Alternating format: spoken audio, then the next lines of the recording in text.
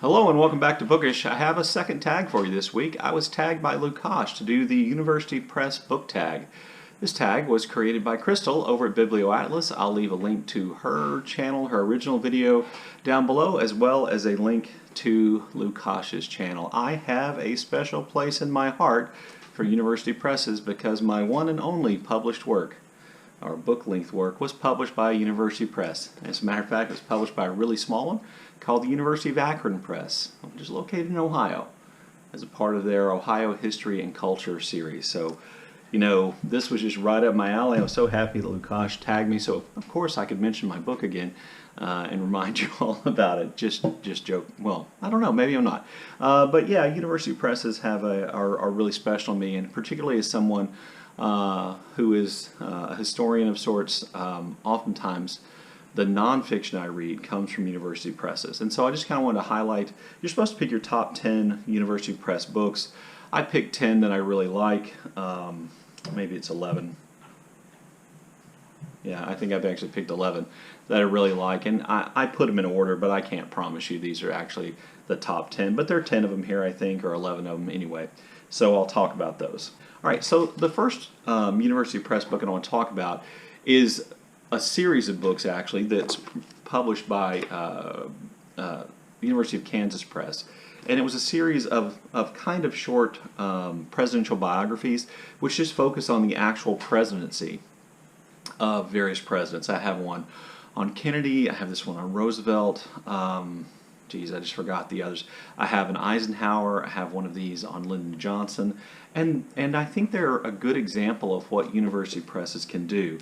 While I don't think any of these individual books are particularly, you know, the greatest biographies, they're very good at publishing really useful information for scholars and for general interest readers who just want to know more about a specific topic.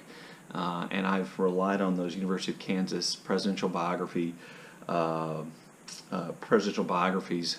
a lot in the past to learn more about the presidencies and events going on during the presidencies of various men as a part of my teaching.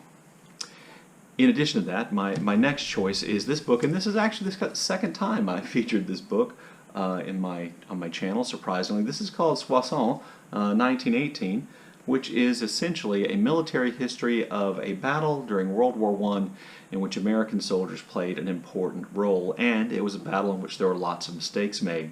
This is the kind of narrowly focused historical work that university presses are oftentimes the only people willing to publish. This book was published by Texas A&M University Press, which is probably one of the closest university presses to my home, and they have a series of military histories along those lines.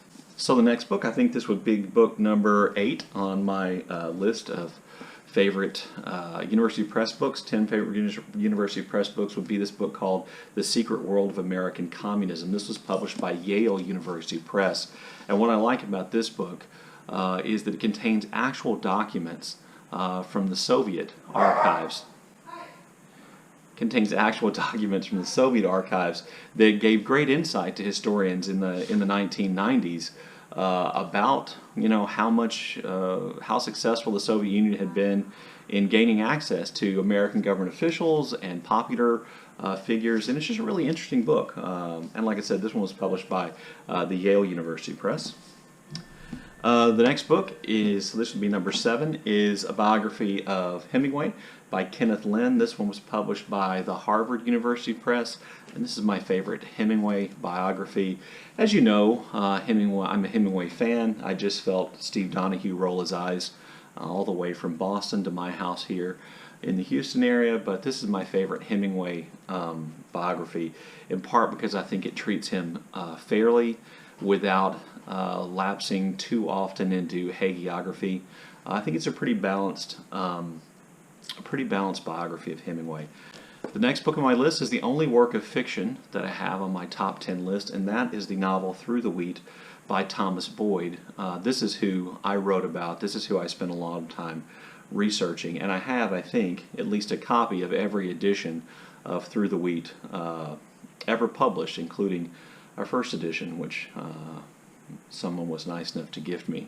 Thomas Boyd gained brief fame in the 20s as the author of this book, which was seen as being the most realistic account of U.S. soldiers' experiences in combat in France when it was published. It was championed by F. Scott Fitzgerald, edited by Max Perkins at Scribner's, and it kind of launched Boyd's writing career.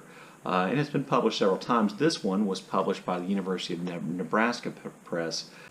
The next book on my list is actually one of my favorite works of history, and that is something you might have seen me talk about or reference when I was doing the videos about Faulkner and the South, and that is The Burden of Southern History by C. Vann Woodward. C. Vann Woodward, famous Southern historian, and as you know, if you watch my channel, I have a real interest in Southern history, particularly in Southern cultural history, and am kind of passionate about the issues involving the civil rights movement and ending segregation.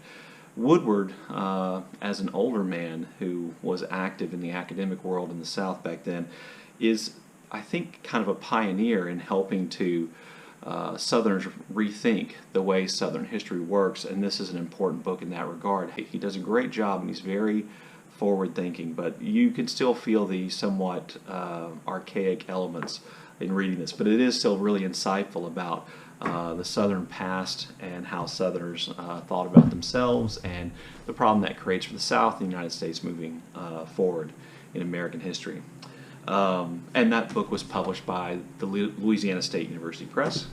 The next book on my list is called A Spirited Resistance, The North American Indian Struggle for Unity, 1745 to 1815. This is one of those books that I learned so much from that I just love it, because every time I think about it, I think about all the stuff that I learned that I didn't know about Native Americans during this time period.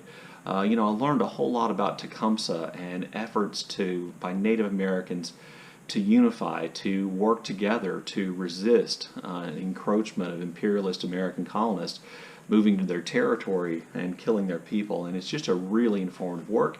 And it's one of two books on my list that comes from the Johns Hopkins University Press. The next one, by the way, on my list also comes from that same university press. It's called Gramercy Park. I think I listed this as one of my top 10 favorite books ever. It's called Gramercy Park and American Bloomsburys by Carol Klein. It's published by the Johns Hopkins University Press.